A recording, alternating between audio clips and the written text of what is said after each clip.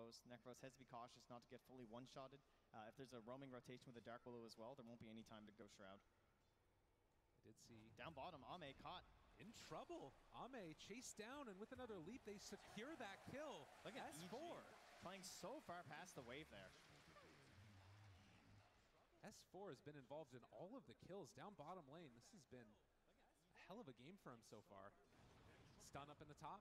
FY wanting to make something in return. They have the brambles. They're rooted. The Cursed Crown is going to connect. And Arteezy potentially going to be dove under the tower. LGD, they try and dodge away. He gets through the trees and able to escape.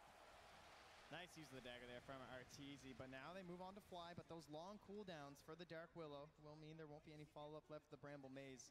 And Dark Willow's just coming online too at level 3. You really want that first kill. Chalice turned around on as Arteezy is just going to lay into him. The punches come in return though, and well, they can keep playing aggressive on this Spectre. Whenever there is a creep wave underneath that tower, is FY going to try and go for this pull and get the creep wave into a favorable position. Yeah, Arteezy just surviving with these raindrops though, trying to counter some of this constant aggression coming out. Meanwhile, in the mid lane, the Scythe threat is there from Sumail, so maybe just going to have to try and bide a sign here before he gets his own 6, and that means he's going to be zoned away from this catapult. Sumail is doing so good on these CSing.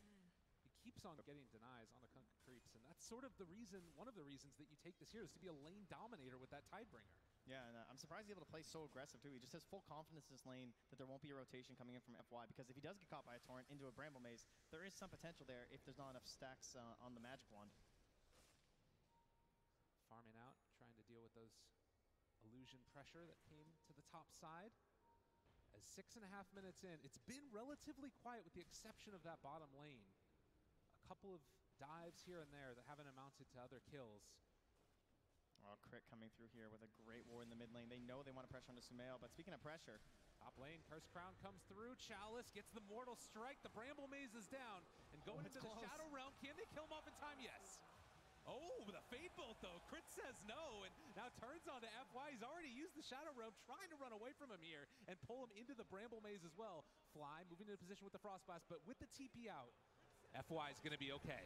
Yeah, nice using the Brambles there for cover to retreat, but once again, it's Crit showing up. He has 3 kills already on the Rubik. He has Arcane Boots. And X, Sumail far underneath the tower is going to be found. The Ghost Shroud is there. A lot of magical damage. He's still stepped the Magic Stick, though. And now walking away from them after the Ghost Shroud. Somnus needs to be careful. He turns with the Reaper Sight bringing him low, but there's the Ghost buff that kept him alive. Oh.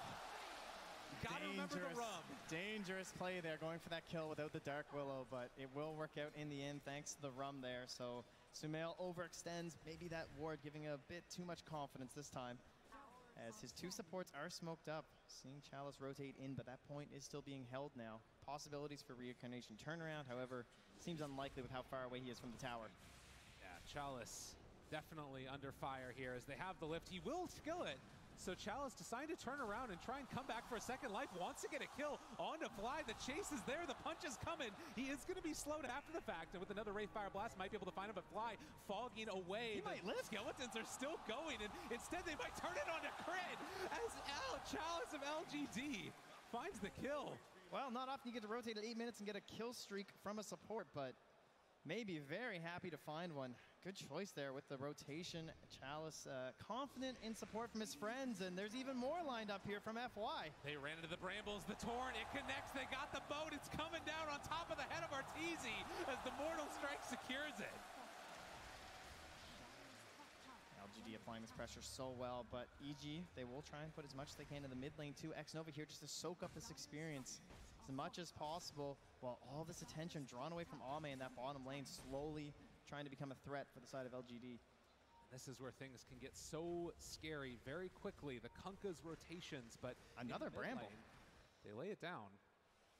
Trying to hold back for the moment, but it looks like EG are going to possibly be able to secure this tower. They're going to look for the deny. The Cursed Crown coming in. Ame with the Eclipse has found one. Crit in trouble. It's starting to fall. They're going to be able to find that kill and possibly more. Sumail wanted to go for the ulti there possibly, but there's the Lucid Beam, the turnaround, looking for the finish, and Sumail backing out. Yet again, Reaper Scythe is back up in 1 second. Yeah, but how about the timing on that Cursed Crown? They secure the deny there from X-Nova, sneaks it in, and takes away a little bit of that advantage from EG that they were hunting for. Radiant's bottom tower is under attack.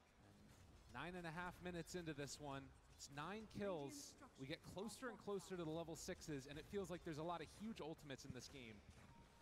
Yeah, S4 though being completely left alone. He's able to help pressure into this tower. XO makes the rotation over, and that vision.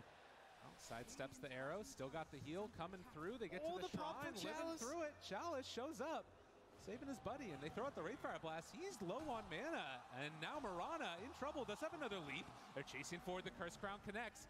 Can they find S4? They're going to split up for the moment. And the lift should secure the retreat as, well, the Haunt comes in as well. A little bit of a messy engagement as they throw the stun onto one and trying to find this kill onto X-Nova. Arteezy very deep, and they don't secure anything with that Haunt. Yeah, have to be a little bit cautious there. FY holding that Bedlam. Even level 1, a very scary skill to run into.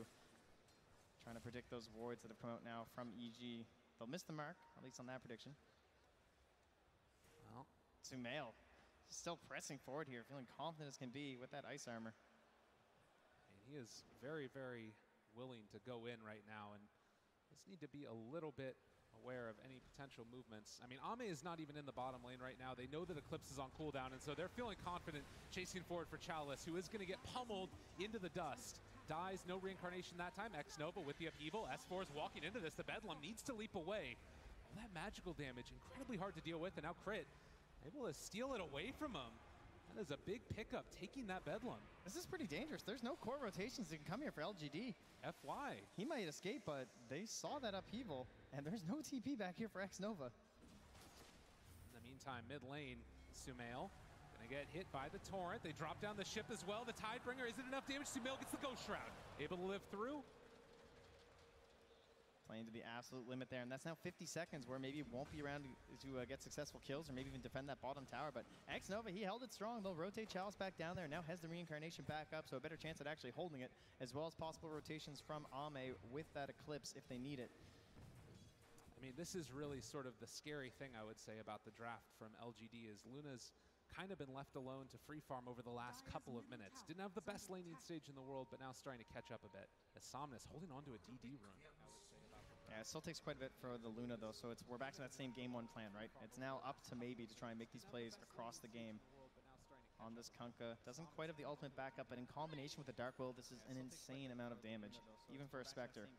Moving up top, trying to find him. FY's smokes break. So hard to play in the Arteezy trees in the versus this jungle. Bramble. They want to find him. There's also Ame in the area, and Arteezy not showing on map, is able to dodge away from that gank. If he shows here, though, for even a moment, Ame might make the call for them to rotate in, and these heroes moving down to the south. Arteezy shows the chase coming. Crit is there as well. He has the Bedlam. They take down the Luna right at the get-go, but now they have the Axe, the Torrent, the boat. It's going to come out again in a second, but no, it's only onto one, and Arteezy just TPing away. They drop down the Chaotic Offering. The boat on top of it. Arteezy caught and killed. A relatively even trade in the end there, as they, of course, lost their Luna too, but really pleased with getting the turnaround there from LGD, as there was a gold lead there for the Radiant, or for the Dire rather, so you get a little bit of a bonus there.